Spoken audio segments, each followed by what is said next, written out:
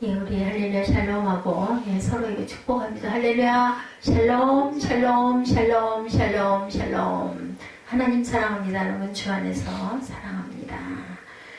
예, 잘하시는 말씀이죠. 예, 변모의 예수 하나님의 아들을 드디어 예, 밝은 광채를 바라보는 예, 제자 베드로, 요한, 야고보 이 세 사람 큰 축복을 받았어요. 그죠? 예.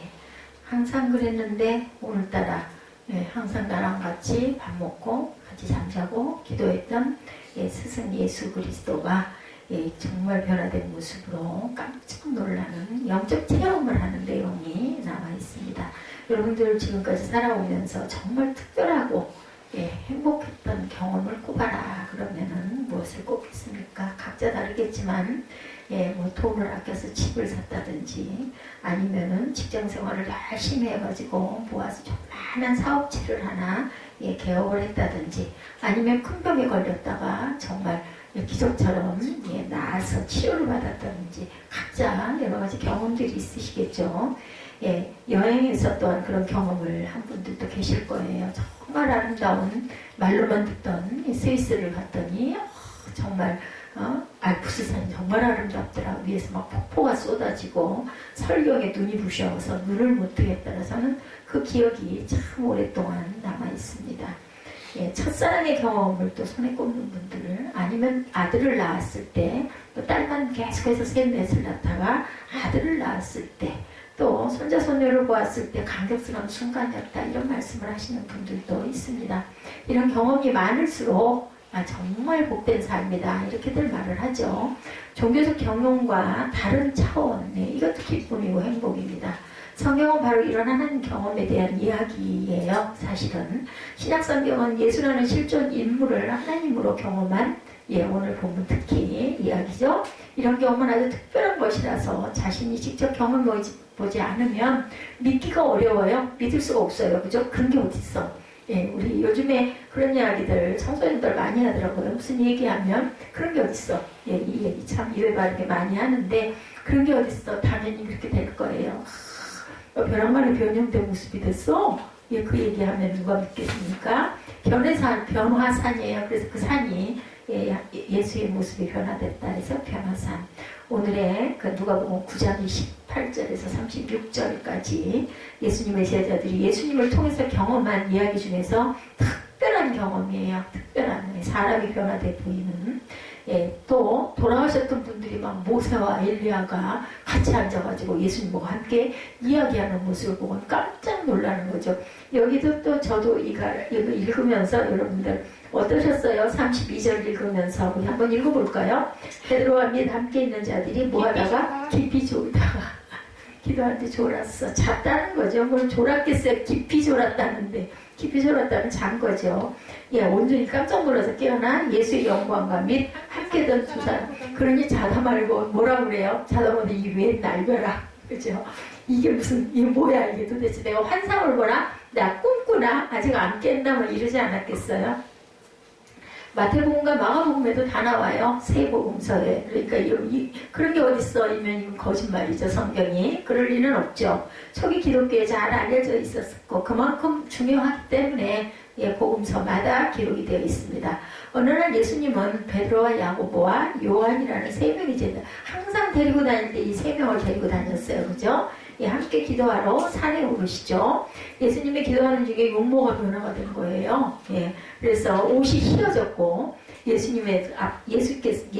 몸에서 막 광채가 납니다. 옷도 하얘지고 그뿐만 아니라 그 자리에 이스라엘 역사에서 특별히 중요했던 두 사람이 나타났다고 그래요. 야고보와 요한, 베드로가 엘리야와 모세를 보지는 못했을 텐데 딱 느꼈겠죠. 엘리야다. 그리고 모세다. 이렇게 느꼈을 것 같아요.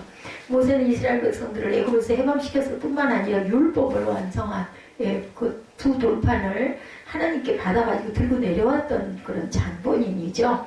구약에서 가장 중요한 창세기, 출애굽기, 레위기, 민수기, 신명기가 모세의 책으로 불릴 정도로 구약에서는 정말 뭐 다른 사람의 이름은 추종을 불허하는 그러한 인물.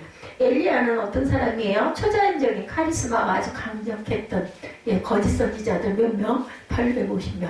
8명도 많은데 어떻게 800명? 이것도 정말 믿기 어려운 그러한 한 사람이 죽지 않고 불수레를 타고 하늘로 들림받아 올라갔죠.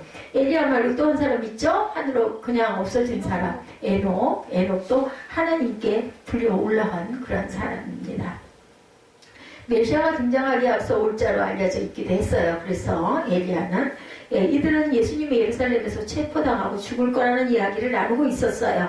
베드로와 다른 제자들은 졸다가 깨어나 이 장면을 목도합니다. 자, 하늘에서 내려오신 모세와 엘리야와 예수는 예루살렘에서 체포당하고 죽을 거라는 이러한 이야기, 이런 이야기를 셋이 나누고 있었다.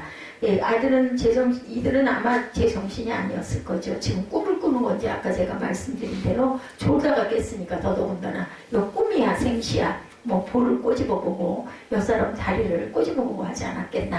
모세와 엘리야가 그 자리를 피할 낌새를 보이자 베드로는 도련 엉뚱한 제안을 더 있고 싶었던 거예요. 베드로는 정말 호기심이 많고 열정이 많아요. 그죠? 물 위를 나를 오게 하소서 막 이런 이야기도 하고 이런 열정 굉장히 중요합니다. 그래서 성경에도 있죠. 하늘나라는 침노하는 자의 것이다. 나중된 자가 먼저 된다며 이렇게 막 하고 싶고 가고 싶고 보고 싶은 게 많아. 그러면 하나님 그래 어서 오너라 부르시죠. 뭐 오겠다는 자를 가라고 하시는 일은 없습니다. 안 오겠다는 사람은 억지로 부르시지도 않으세요. 뭐 하세요? 기다리시죠. 그 상황을 누가복음 기자는 다음과 같이 전합니다. 주여, 누가복음 9장 33절이죠. 오늘 우리가 여기 있는 것이 좋사오니 초막셋을 빚되 하나는 주를 위하여, 하나는 모세를 위하여, 하나는 엘리야를 위하여 하사이다. 네, 자기가 하는 말을 자기도 알지 못하더라. 본인이 얘기를 했어. 뭐에 도취됐을까요? 성령에 도취된 거죠. 베드로 말이 끝나자 구름이 몰려와서 그들을 덮죠. 한 치 앞을 내다보기 어려운 상황. 제자들은 자신들의 신상에 어떤 위험이 닥칠지 몰라. 아니 벼랑간에 환하고 밝던 곳이 벼랑간에 깜깜해지니까 놀라지 않겠어요? 그렇잖아도 지금 믿기가 어려운 지금 모습인데 벼랑간에 깜깜해져. 이게 무슨 일이 날까? 겁이 나죠. 그때 구름 속에서 또 소리가 들리네. 음성이 이는 나의 아들고 택함을 받은 자니 너희는 그의 말을 들으라. 언제 또 이런 소리가 났었어요? 예수님이 세례 받으실 때 하늘에서 이는 내 사랑하는 자여 기뻐하는 자다 음성이 들렸었죠. 이렇게 놀라운 경험이라면 다른 사람하고 말하고 싶었을 텐데 이들은 아무에게도 말하지 않았다. 왜 말 안 했을까요? 겁도 나고 두렵고 함부로 얘기했다 미친 사람이라는 소리를 들을 것도 같고 또 왠지 모르게 조심스럽고 그죠? 그래서 차마 아니면 정말 아끼느라고 우리가 말을 안 할 땐 두 가지예요. 비밀스럽게 싹 나만 간직하려고 아니면은 인가 이 말에다가 사람들이 나 미쳤다 그러면 어떡해 뭐 이런 생각들이었을 것 같습니다. 궁극적이고 절대적인 사건은 말해봐야 사람들이 알아듣지도 못하고 믿지도 못하니까 말할 필요가 없겠죠.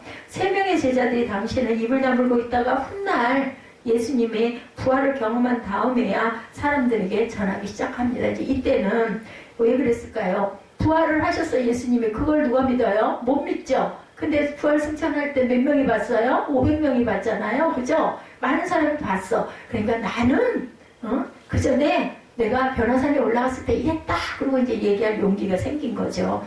오, 그때도 그랬었어. 이제 이렇게 동의를 받았을 겁니다. 우리는 복음서를 읽으면서 그 사건을 진짜처럼, 현실처럼 다시 한번 상상하고 거기서 주시는 메시지가 뭔지 우리 한번 쭉 살펴보면서 가죠. 종교 경험, 이 종교적 경험이에요. 종교적 경험의 절대성. 자, 이런 것을 겪은 사람들은 하나님을 아예 떠나지는 못해요.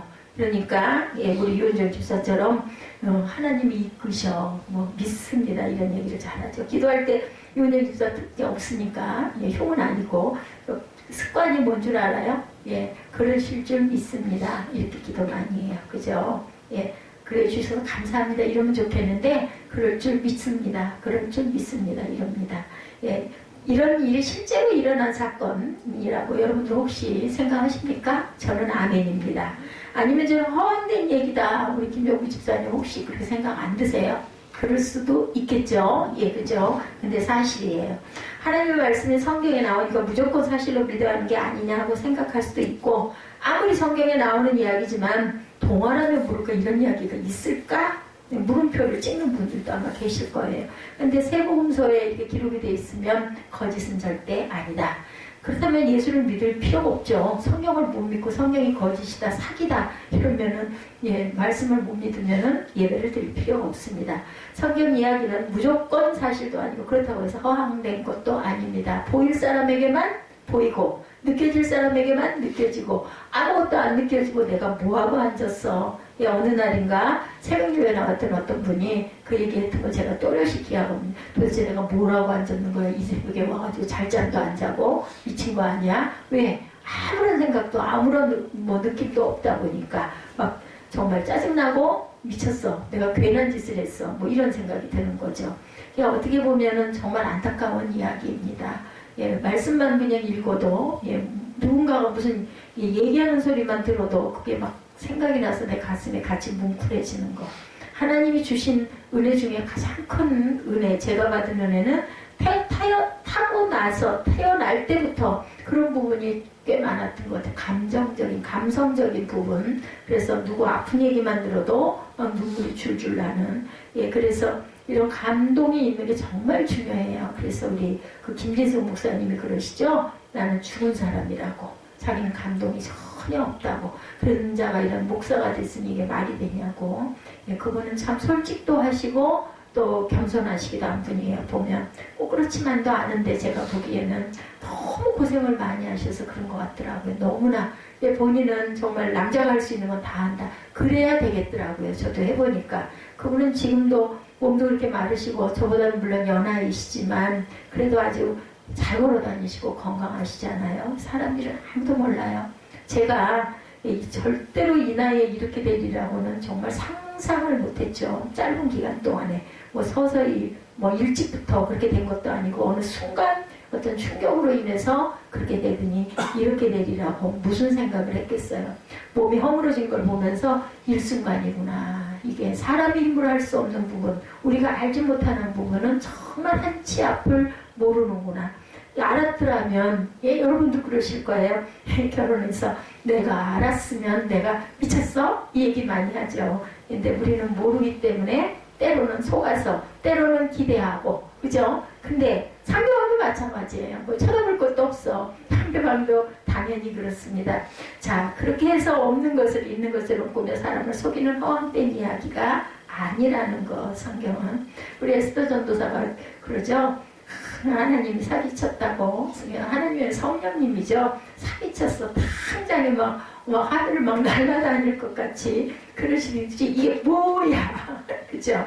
근데 하나님께서 아마 알고 보고 받으셨기 때문에 분명한 걸 여러분들 보험은 꼭 있습니다. 잘못된 부분은 그거 어떻게 돼도 벌을 받아야 돼요. 근데 회개를 많이 하면 정말 막 크게 몽둥이 찜질할 걸. 우리 엄마들 생각해 보시면 간단해요. 애가 막 손이 많이 되게 막 빌어 울면서 막 지레 빌어. 우리 그 유효진 집사가 그걸 잘했어요. 그러면 막 때려주려고 막 화가 나가지고 막 매를 들고 똑같이 때려줘야 되잖아요. 가다가도 그게 손에 이렇게 뭐랄까 좀 이렇게 덜 때리게 되는 그게 들어가더라고요. 말하는 거 빡빡 웃기고 뻣뻣하게 서가지고 그리고 반발하는 녀석은 더 세게 때리게 되고 울면서 줄줄 미리부터 막 겁이 나갖고 막 빌면은 그게 그죠? 조금 때리다가 약하게 때려지고 이거 하나님 똑같다라는 거죠. 회개하고 정말 하나님 보시기에 바뀐 삶을 살면은 분명히 오긴 와요. 근데 그게 분명히 오지만 약하게 옵니다. 그걸 여러분들 꼭 아셔야 됩니다. 우리는 늘 축복해달라고 형통케 해달라고 잘되게 해달라는 것 많이 하면서 잘못했을 때 어떻게 회초리를 맞을지에 대한 거는 생각을 안 해요. 참 우리가 보면은 정말 뻔뻔스럽다. 제가 생각할 때 그런 생각이 들어요. 해놓은 거 아무것도 없고 못된 짓만 잔뜩 지나가는 삶 속에 해놓고는 하나님이 나를 평탄한 데다가 세우셔가지고 모든 걸 다 편안하게 해달라고 이런 기도를 내가 할 수가 있겠나 이런 마음이 듭니다. 저는 지금 이것도 정말 은혜라고 생각을 하죠. 사람의 언어와 문자로 직접 표현할 수 없는 종교 경험에 대한 이야기. 오늘 비유적으로 여러분들 생각해 보세요. 아버지와 딸이 있어요. 어린 딸은 매일 밤 잠들기 전에 자기의 손을 잡고 기도해준 아버지를 기억합니다. 그죠? 어린 날 기도해주는 부모가 있다는 건 정말 축복입니다. 어떤 날은 천둥과 번개가 칠 때도 있어요. 우리도 잘 때 저는 각방을 중학교 때부터인가 각방을 가졌지, 그전에는 엄마 아빠랑 같이 잤어요. 번개가 치면 무섭죠. 근데 부모님하고 같이 잘 때는 번개가 쳐도 저는 비 오는 걸 좋아했기 때문에 내일 학교 어떻게 가, 이 걱정을 할 수 있을지 모르지만 무섭지는 않아. 근데 혼자 있을 땐 무섭죠. 무서워서 잠들지 못하는 딸을 아버지가 잠들 때까지 꼭 안아준다고 생각해보세요. 얼마나 좋아 아버지가. 그죠? 냄새를 맡겠죠. 어느 날 아버지가 딸에게 묻습니다. 얘야 아빠 사랑해? 딸이 뭐라고 그랬어요? 당연히 그럼 나 아빠 사랑하지. 예, 딸이 굉장한 평화를 느꼈기 때문에 이렇게 안아주니까, 무섭고 힘들었을 때. 그 외에도 딸에게는 아버지를 절대적인 대상으로 신뢰할 수 있는 여러 가지 경험들. 그래서 우리가 스킨십 중요하다고 그러죠. 부모와 자녀 간의 스킨십은 꼭 필요합니다. 어느 나이까지는. 윤수처럼 그만하세요. 이 나이 때 말고 어린 날은 해야 합니다. 어린 딸은 양팔을 벌리면서 얼마만큼 하니까 하늘 땅만큼 애기들 표현이 다 그래요. 사랑한다고 하죠. 하늘 끝까지와 땅 끝까지 다 뭘로 표현할 수 없을 만큼 절대적으로 사랑한다. 예, 그렇죠. 딸이 아버지를 절대적으로 신뢰 대상으로 경험했다는 점이 굉장히 중요합니다. 오늘 본문을 비롯해서 복음서에 나오는 모든 이야기의 핵심은 예수님의 제자들이 예수님을 절대적인 진리의 대상으로 하나님으로 경험했다라는 사실로 귀결이 돼요. 그래서 교회를 처음 나오신 분은 한 달 내내 똑같은 설교만 하신다라는 소리를 하는 거죠. 어떤 교회 목사님이 똑같은 문장을 가지고 똑같은 설교를 한 달 내내 하시겠어요? 절대 아니죠. 근데 본인은 그렇게 들리는 거죠. 어느 한순간에 일어났다기보다는 긴 과정을 통해서 일어났습니다. 그죠? 진리의 대상으로 경험한 이 사실들이, 제자들은 예수님과 더불어 몇 년? 3년여 동안 공동체 생활을 했어요. 함께 먹고 마시고. 그래서 요즘에 공동체로 생활하는 그런 교회들, 지난번에 우리 왔던 그 자매네도 공동체 생활을 하죠. 그 교회에서 그냥 생활하고 먹고 자고 거기서 다 먹여주고 재워주고, 대신에 알바를 하든 어떻게 하든 해서 또 교회에다 그만큼 드리죠. 드리고 또 그 목사님이 좋은 거는 양육을 할 수 있으니까, 그래서 먹고 자기 방을 이제 교회 성전이 있고 방들이 있고 숙소가 있겠죠. 그렇게 해서 생활을 하고, 그러면 예배 드리는 게 걱정이 없어요. 노인 복지하시는 우리 박혜숙 목사님 같은 경우도 그 노인분들이 다 예배를 드리시니까, 그분들 모시고 같이 예배를 드릴 수 있고, 또 나라에서 굉장한 보상이 충분히 거기도 들어가기가 그렇게 어렵다고 그러더라고요. 연락이 오면은 전에 저와 함께 있을 때 연락이 왔는데 전화 받더니 자리가 없다고, 자리 나면 알려드릴 테니까 전화번호를 알려달라, 이런 정도더라고요. 보니까. 그래서 참 복지사 하면 이런 부분은 또 좋구나. 아무나 하는 건 아니겠지만, 그래서 함께 먹고 마시고 이야기하고 걷고 산에도 오르고 가고 시장도 가고 찬양도 하고 예배도 드리고, 그러니 얼마나 공동체 생활하면서 서로 상통하는 게 얼마나 많겠어요. 그들은 예수님의 가르침에 놀라기도 하고 일어나는 특별한 기적들, 그 사건들도 다 보면서 감동을 받았겠죠. 정말 삶이 그냥 완전히 예배로. 그런데도 보면 가룟유다 같은 자도 나와요. 그죠? 3년 동안 그렇게 지냈지만 여전히 예수님이 그리스도라는 사실이 그렇게 병도 고치고 그랬는데도 불구하고 악한 귀신도 쫓아내고 그랬는데도, 3년이나 그랬는데도 글쎄 하는 부분들이 있었다는 거죠. 제자들을 대표하는 베드로가 예수님의 체포당하는 자리에서 3번이나 예수님과의 관계를 부정했다는 데서도 이런 것은 우리가 확인이 됩니다.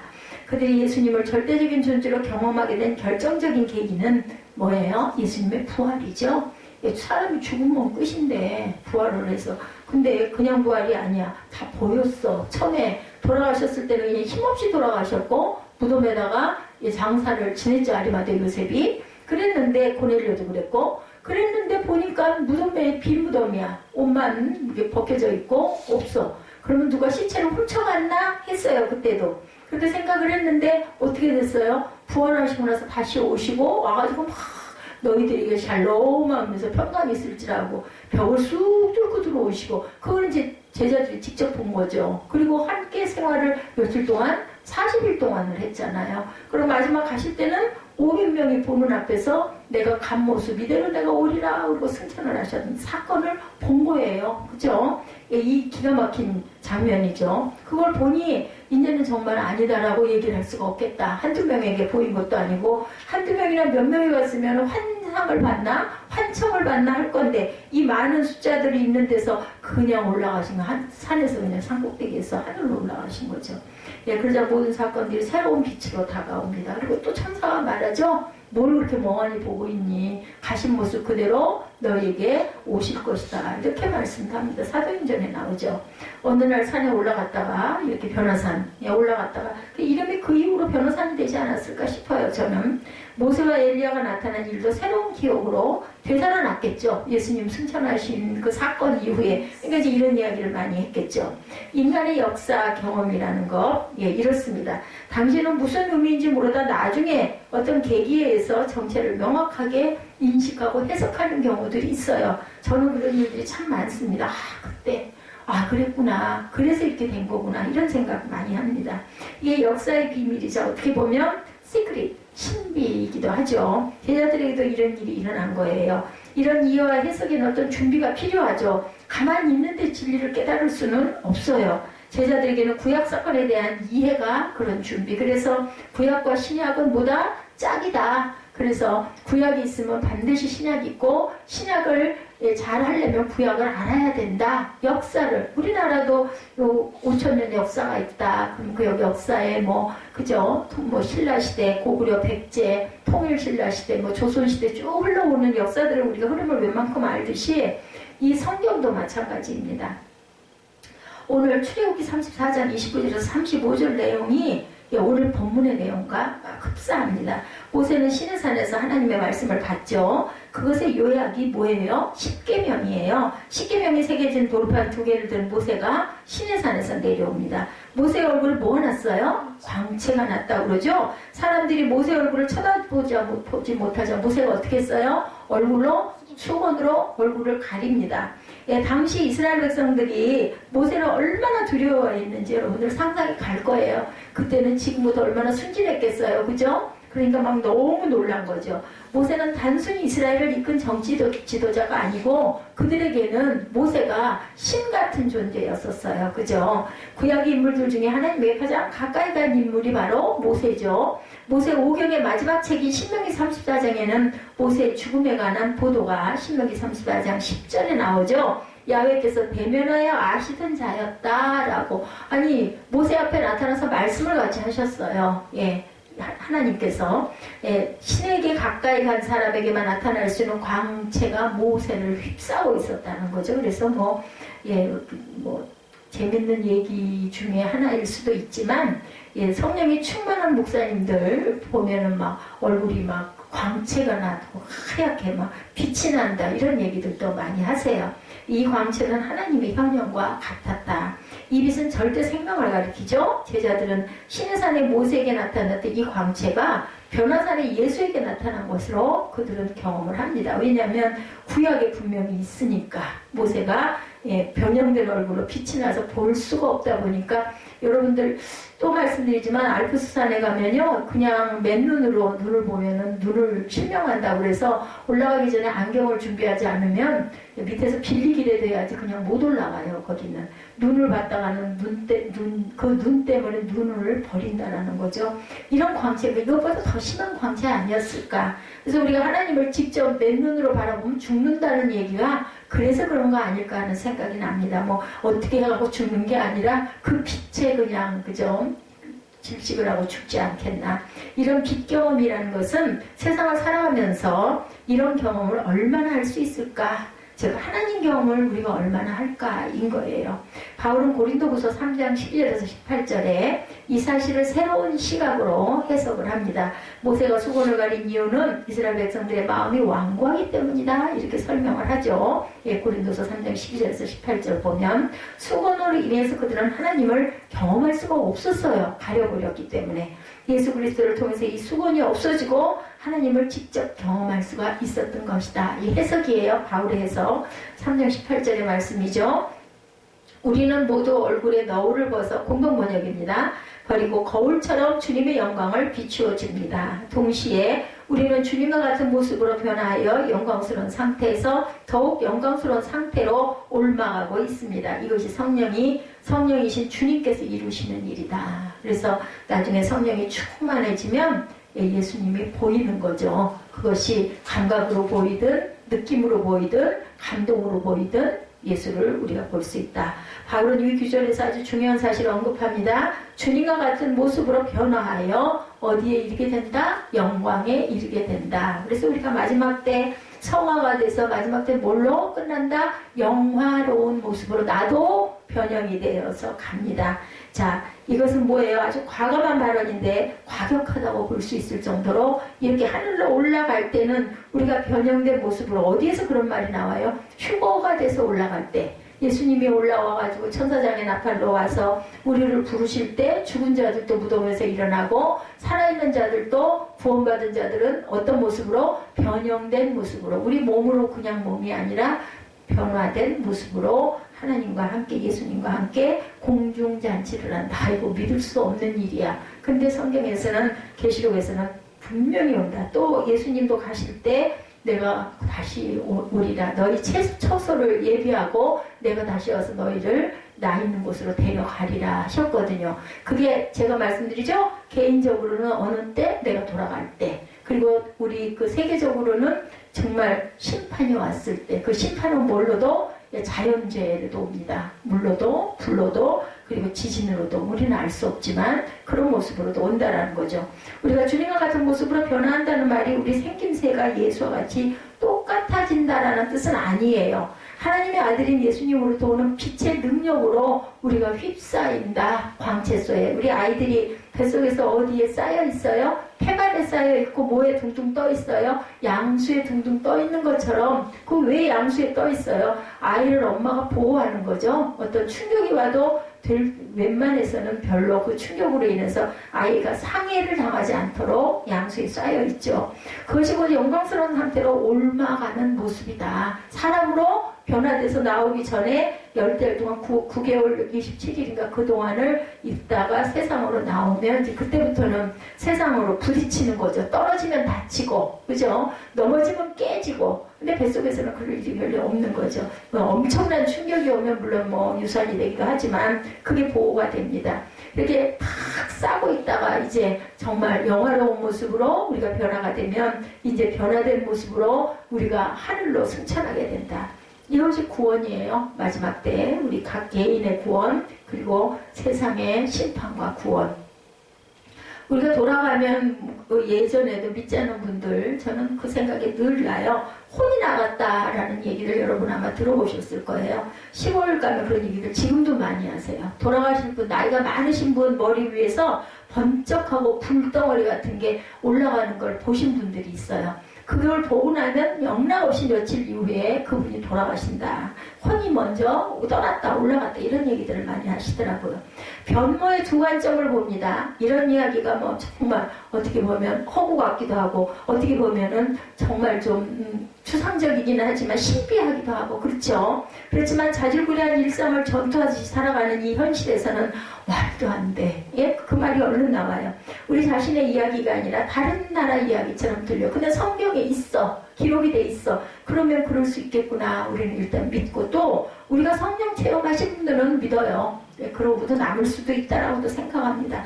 그런 일이 도대체 오늘 먹고 살기 바쁜 이 세상에, 이 시대에 어떻게 그런 일이 일어날 수 있을까? 무슨 사람이 어떻게 들려서 올라가, 공중으로. 그죠? 우리 몸은 결국은 죽는 거죠. 마지막 심판때가 되면 우리 영혼은 살아서 올라가는 거고, 변형된 모습으로 올라간다고, 휴거가 된다고 하는데, 일단은 세상은 살 수가 없는 곳이 되니까. 그렇기 때문에 성경 말씀을 그러려니 하고 지나가지 말고 끝까지 붙들어야 돼요. 그렇기 때문에 도대체 예수의 변모라는 게 뭘까? 옷이 휘어져서 빛을 낸다는 것은 어떤 뜻일까? 영광스러운 상태로 들어간다는 게 도대체 어떤 뜻일까? 궁금하지 않아요? 궁금해 하셔야 돼요, 여러분들은. 그래야 깨달아지게 되고, 그래야 은혜가 느껴집니다. 그러니까 성령은 우리에게 정말 값 없이 주셔요. 단 어떤 자들에게? 구하는 자들에게. 성령을 인정하지 않고 그런 게 어딨어. 미쳐도 곱게 미쳐. 이런 생각을 하고 앉아있는 사람들에게는 100년을 다녀도 성령께서는 임하시지 않아요. 근데 제가 환영합니다. 뭐 이제 100세 시대니까 모셔드립니다. 제가 인정합니다. 오시옵소서 하고 원하면 성령이 우리 안에 임하신다라는 것. 이것을 두 가지 관점으로 접근해서 봅니다. 하나는 변모, 변화의 근원적인 관점이에요. 예, 세상은 끊임없이 변하죠. 세상의 모든 것은 바뀌어요. 지구가 45억 년 전에는 불덩어리였어요. 대략 45억 년이 됐는데 불덩어리 자체였었죠. 그런 지구가 지금은 생명이 풍성한 행성으로 변화가 됐어요. 살 수 없는 불덩어리였던 것이. 그죠? 생명의 진화는 본질이 변화가 됩니다. 지금도 계속 변화되고 있죠. 바다가 산이 되기도 하고 산이 바다가 되기도 합니다. 한 개인도 마찬가지죠. 아까 제가 아기 이 표현을 뭐 제가 아는 건 그거밖에 별로 없기 때문에 가장 정확한 표현이기 때문에 말씀을 드렸지만 어머니 자궁에서 처음으로 세상에 나왔을 때 뭐 지금 어떻게 변화했나. 우리 사무엘이 뱃속에서 태어났을 때, 울었을 때, 땅에 떨어졌을 때 모습, 그리고 지금의 모습 엄청나게 변화됐어요. 저는 솔직히 그때가 훨씬 더 이뻤지만 말도 잘 듣고 착했던 애예요. 이렇게 딱 애를 엎어놓으면은 되게 애들이 우리 얘지. 엎어 놓는 게 두상도 이쁘고 얼굴도 갸름해진다더라 해서 애를 탁 싸가지고 간단히 때 그래서 고개를 옆으로 돌려갖고 엎어놓잖아요. 꽁 하고 뒤집어져 있고 꽁 하고 뒤집어져 있고 그래서 나중에는 포기했죠. 사무엘은 그냥 해놓으면 대로 그대로 있었어요. 그래서 얼굴이 좀 갸름한 것 같아요. 그러니까 이쁘죠. 말을 잘 들으니까.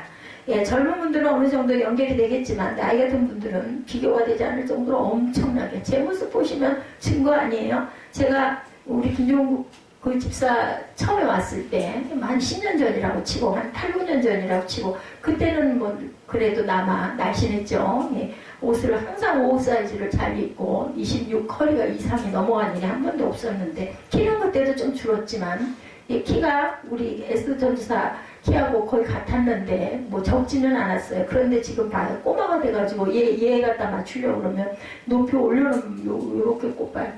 그리고 이제 신발장에서 신발 꺼낼 때 높은데 열쇠가 가서 수영장에서 꽂혀있으면 발을 끝까지 올려야 그걸 진짜 그거 가까스로. 그래서 신발을 넣을 때 맨 꼭대기가 걸리면 앞에다 놔요. 속에다 두면 꺼낼 때 못 꺼내니까. 이렇게 변했어요. 누가 알았겠어요? 그죠? 기적.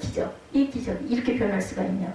그때 그 최축복 그 장로님이죠. 지금은 그분이 자기 키가 8cm인가 9cm가 줄었대요. 그 말 듣고 속으로 에이 거짓말 그랬었어요. 원래 저기 조금 했지. 근데 지금은 알 것 같아요. 그렇게 줄 수 있구나. 저는 12cm가 줄었으니까. 이렇게 궁극적으로 사람을 비롯한 모든 생명체는 변화되고 죽기도 합니다. 모든 것이 해체가 되죠. 죽으면. 세상은 다 변화 중에 놓여 있습니다. 그래서 한 사람을 뭐 값으로 따지면 뭐 얼마밖에 안 된다는 얘기들 있죠. 다른 하나의 변모, 변화의 실전적인 관점입니다. 변모는 시간이 지나면서 일어나는 게 아니라 같은 순간에 일어나요. 예, 실전적 관점에서의 변모. 그 미야자키 하야오의 그 하울의 움직이는 그 애니메이션이더라고요. 이거 보니까 이런 메시지를 전하고 있더라고요. 며칠 전에 저는 식당 겸 거실로 사용하는 방에서 남쪽으로 난 창문을 통해 아주 특별한 경험을 했습니다. 시간은 오전 10시 조금 넘었습니다. 여기에 나온 내용이에요. 바람이 약하게 불고 있었고 날은 맑았습니다. 그곳엔 늘 내가 보던 대나무가 약한 바람에 조금씩 흔들리고 있었습니다. 푸른 잎에 반사되는 햇살이 보석처럼 빛났습니다. 여러분, 빛이 보석처럼 반짝이는 거 많이 보셨을 거예요. 전 많이 봤거든요. 보통 때와 다르게 특히 기도를 많이 하고 은혜를 받고 나면 정말 아름다워요.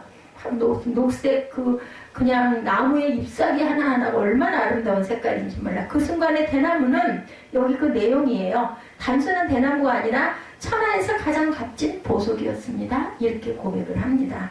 연금술사라는 서적에도 저자는 연금술을 새롭게 정의합니다. 연금술은 납을 금으로 만드는 기술이 아니라 온 세상을 금으로 볼 수 있는 영적 안목이다. 이렇게 이야기합니다. 이런 설명을 바탕으로 놓고 오늘 본문을 여러분들 한번 다시 생각해 보십시오. 제자들은 변화산에서 예수님의 모습이 변하고 광채가 나는 장면을 경험했다고 얘기해요. 예수님을 하나님의 아들로 절대 생명으로 경험한 거죠. 이 경험을 통해서 이건 사람이 아니야. 어떻게 저렇게 보여? 이렇게 깜짝 놀라는 거죠. 우리는 눈이 있기 때문에 눈으로 보이는 게 중요해요. 사실도 중요하고 보이지 않는 건 보이는 게 있어야 믿죠. 그죠? 이런 부분이 있습니다. 사람에게는. 평소에는 똑같이 밥 먹고 떠들고 노래하고 걷고 뛰던 그런 예수님이었는데 어느 순간에 다른 존재로 경험이 된 거예요. 여기서 완전히 다른 존재는 곧 하나님의 아들을 가리킵니다. 더구나 바울의 증언처럼 예수 그리스도를 통해서 우리도 예수 그리스도의 빛을 받아 반사하게 되고 궁극적으로 영광의 빛으로 변할 것이다. 하나님이 이루실 창조의 완성에 고유하고 독특한 방식으로 우리가 예상하지 못한 방식으로 참여하게 될 것이다 라는 거예요. 우리가 변화되는 휴거 때 우리 모습들, 그리고 들림받아 올라갈 때 우리 모습들, 에녹도 어느 순간에, 그리고 엘리야도 어느 순간에, 근데 올라가는 모습이 불수레를 타고 올라가는 것 같이 보인 거죠. 그러니까 본 사람은 믿어, 안 본 사람은 옛날 이야기, 이렇게 되는 건데 성경에 있어. 그럼 이 성경 한 권이 만들어지기까지 얼마나 많은 그 외경들이 얼마나 많아요? 거기서 정말 진실스러운 것만 가려서 뽑아서 여기다 올려놓은 거예요.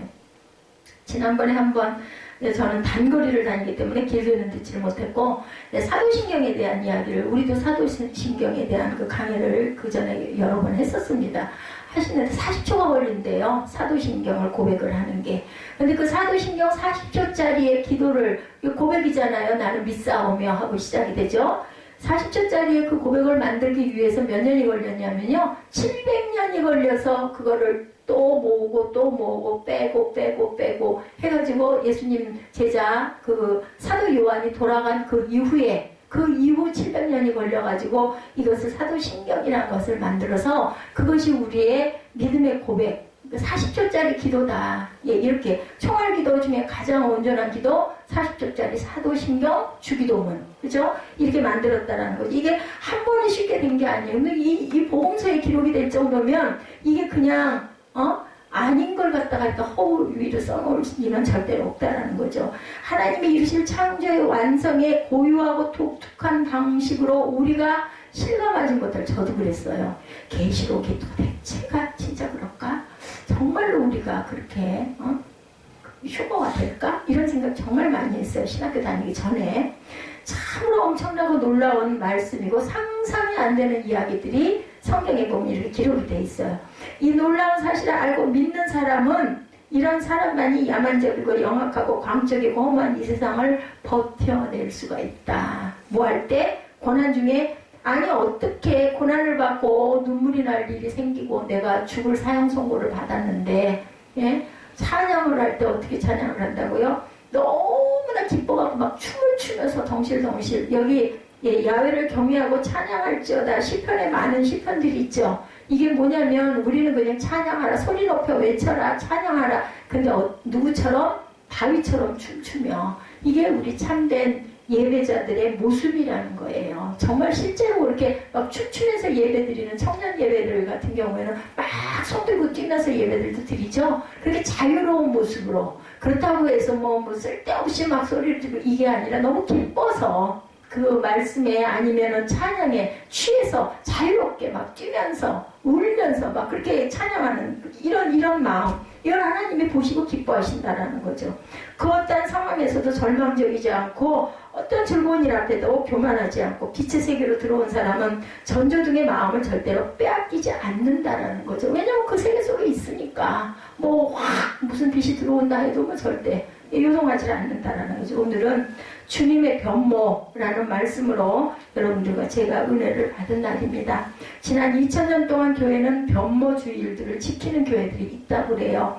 예, 그리고 앞으로도 지켜질 것인데 저는 그 부분이 주일이라고 생각합니다. 특별한 의미를 두더라고. 우리 뭐 대림절 절기가 있고 사순절 절기가 있고 오순절 절기가 있고 있지만 사실은 주일은 모두가 다 변모되는, 그래서 다시 새로워지는 저와 여러분들의 시간, 어느 시간에 어떻게 기가 막힌 변모가 일어날지는 모르죠. 하나님만 아시고 여러분들 마음속에 그 마음에 확 와서 닿을 때 나도 이제 변화된 구별된 사람이구나, 이런 감동은 본인들에게 오십니다.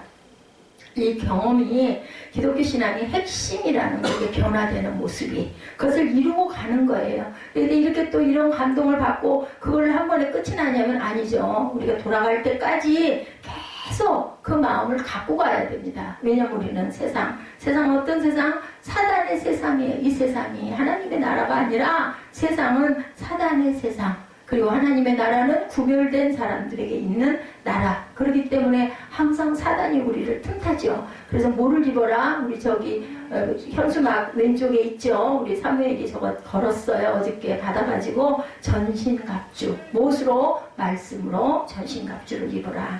한 가지 아쉬운 걱정, 본문에서 예수의 변모 순간에 제자들이 졸았듯이 우리도 그러고 있구나. 저는 이거 본문 읽으면서 무섭다니까요.